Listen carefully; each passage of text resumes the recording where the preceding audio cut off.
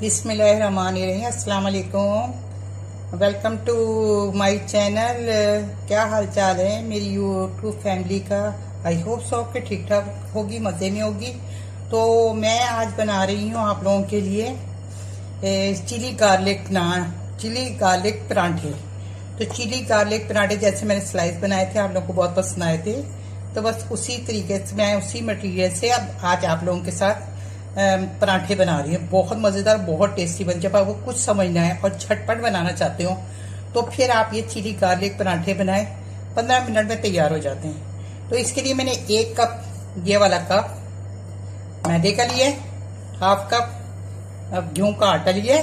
तो आप इसको पूरा आप आटा भी ले सकते हैं, पूरा आप मैदा भी ले सकते हैं, या आपकी चॉइस के ऊपर है। इस पे कोई वो नहीं है, बस मैदे का ये थोड़ा क्रिस्पी और क्रंची हो जाते हैं। तो हाफ टी स्पून इसमें हम डाल देंगे सॉल्ट, 2 टेबल स्पून इसमें डाल देंगे ऑयल डाल दें या घी डाल दें, ये आपकी मर्जी है।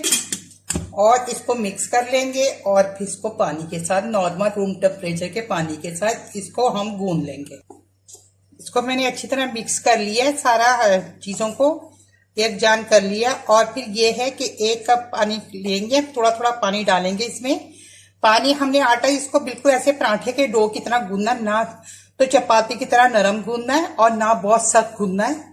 नॉर्मल सा हम आटा गूंदेंगे, बस थोड़ा थोड़ा पानी डालते जाएंगे, गूंदते जाएंगे। बिस्मिल्लाहिर्रहमानिर्रहीम।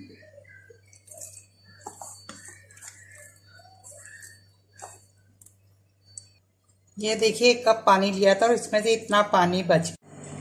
तो ये मैंने ना लहसुन की 4 जवें मोटी वाली थी, समझे, तकरीबन पतली वाली होंगी तो 8 जवें होंगी। इनको मैंने इसमें कूट लिया है।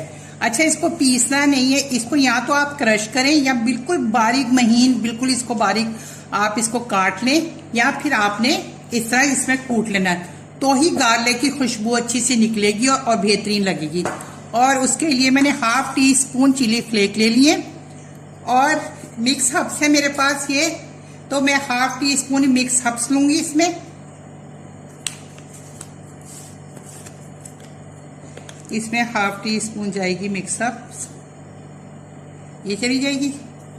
और इसके अंदर मैंने हरा धनिया को बहुत अच्छे से धो के